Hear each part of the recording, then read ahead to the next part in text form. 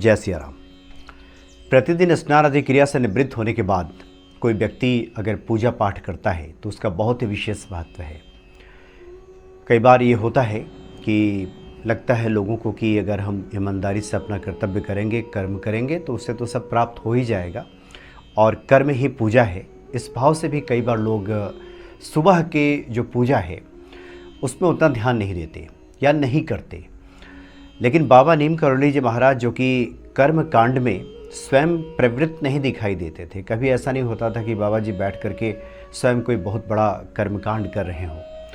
लेकिन जहाँ कहीं भी रामचरितमानस के पाठ का आयोजन हुआ हो, सुंदरकांड के पाठ का आयोजन हुआ हो, कोई यज्ञ हो रहा हो तो उसमें शामिल अवश्य होते थे। साथ ही भक्तों को हमेशा बताया करते थे कि प्रत्येक सनातन धर्मावलंबी के घर में सुबह तो दिया बाती होनी ही चाहिए, पूजा तो होनी ही चाहिए। इसका पहला फ़ायदा तो ये होगा कि हमारे आचरण शुद्ध रहते हैं और हम भगवान को विस्मृत नहीं करते, भुला नहीं बैठते। सुबह अगर पूजा का नियम ना हो, मंदिर जाने का नियम ना हो तो एक कालखंड के बाद ये बहुत संभव है कि लोग ईश्वर को ही विस्मृत कर बैठें, ईश्वर को ही भुला बैठें। और जो नई पीढ़ी है, जो नए बच्चे घर में आते हैं, जन्म लेते हैं, उनके भीतर इस तरह की बातें जब वो देखते हैं तो पूजा पाठ के प्रति एक संस्कार उनके मन में पनपता है, बैठता है। फिर वो भी स्वयं ईश्वर से जुड़ते हैं और जैसे जैसे यात्रा आगे बढ़ती है, उनकी उम्र बढ़ती है, वैसे वैसे ईश्वर को लेकर के उनकी खोज फिर आगे बढ़ती है। शुरुआत वहीं से होती है। तो बाबा जी अक्सर ये कहा करते थे कि प्रत्येक घर में हनुमान चालीसा का पाठ, दिया बाती, स्नान आदि करने के बाद तो करना ही चाहिए, बल्कि प्रत्येक व्यक्ति को करना चाहिए। अब ये उसमें नहीं कहना चाहिए कि ये तो पूरा संसार ही ईश्वर का घर है, कण कण में ईश्वर व्याप्त हैं, कर्म ही पूजा है। हम सुबह स्नान करके अगर दिया बाती नहीं भी करेंगे, अगर हम पाठ नहीं भी करेंगे तो क्या इससे बदलेगा, मन चंगा तो कठौती में गंगा, तमाम तरह की बातें की जाती हैं। लेकिन ये बाबा नीम करोली जी महाराज के शब्द हैं, इसलिए जो लोग ऐसा करते हैं, एक तो बाबा जी के वचनों को पूरा करते हैं वो, तो बाबा के कृपा पात्र तो वैसे ही वो बन जाते हैं। दूसरी बात, बाबा जी अक्सर यह कहा करते थे कि आचरण की शुद्धि बहुत आवश्यक है। तो एक तो पूजा पाठ से आचरण की शुद्धि होगी, नहीं तो हम कितना भी पढ़ लें, कोई भी पाठ कर लें, आचरण में अगर हमारे नहीं है तो फिर उसका कोई मतलब नहीं है।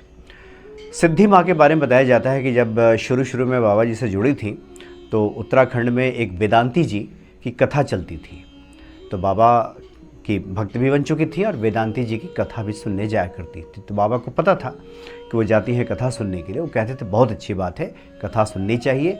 और साथ ही संध्या काल में बाबा कहा करते थे भक्तों को कि लेकिन जो हम कथा सुनते हैं वो हमारे आचरण में भी उतरना चाहिए, जीवन का अंग बनना चाहिए, जीवन का हिस्सा बनना चाहिए। तब जा कर के उसका जो फल है वो हमें प्राप्त होता है, जब हम उसको अंगीकार करते हैं, जब उसको अपना बना लेते हैं।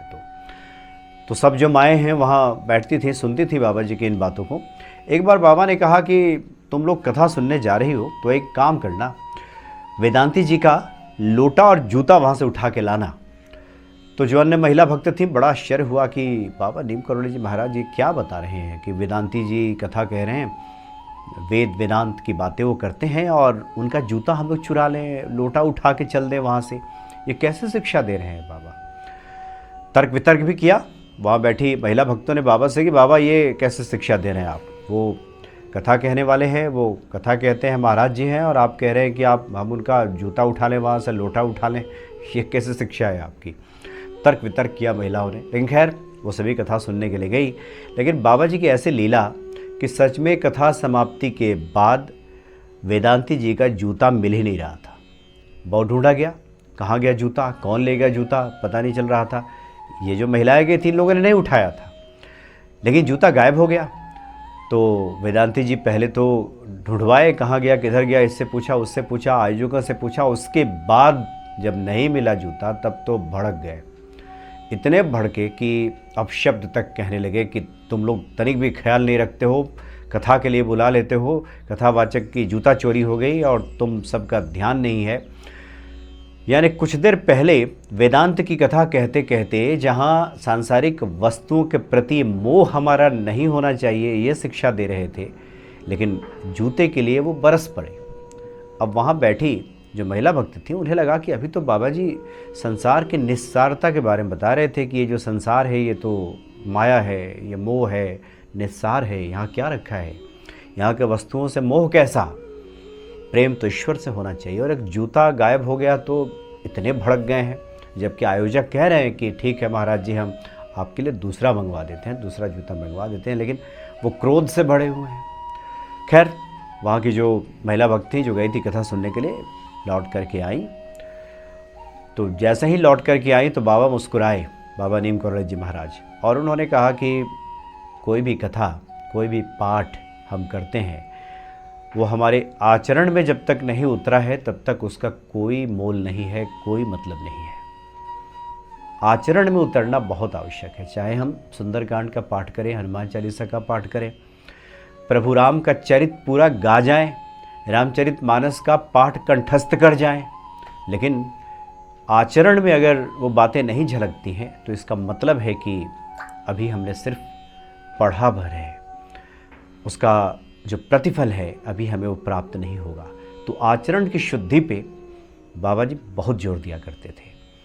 आचरण शुद्ध होगा तो कर्म शुद्ध होगा, कर्म शुद्ध होगा तो उसका प्रतिफल जो होगा वो सही होगा, उसका रिजल्ट सही आएगा। क्योंकि कर्म करना तो हमारे हाथ में है, क्योंकि ये जो सृष्टि है किसी का उधार नहीं रखती। आप जो भी हम कर्म करते हैं सृष्टि में ही कर्म होता है। एक बीज आप डालेंगे, उस कुछ ही दिनों के बाद अवसर पा करके वो आपको 20 देगा। एक अगर गेहूं का बीज डाल दीजिए तो 3-4 महीने के बाद गेहूं की जो बाली आएगी उस एक बीज से कम 20, 25, 30 जो दाने हैं वो तो मिल ही जाएंगे। इसलिए इस सृष्टि में चाहे हम कोई भी कर्म करें, ये सृष्टि जो है वो कम से कम 10 गुना तो हमें लौटाती ही है। इसलिए अच्छे कर्म करें तो उसका प्रतिफल अच्छा आएगा, बुरे कर्म करें तो ये हो नहीं सकता कि उसका रिजल्ट अच्छा आ जाए। इसलिए आचरण की शुद्धि बहुत आवश्यक है, और आचरण की शुद्धि की शुरुआत वही घर से होती है, जिस घर में दिया बाती की जाती है।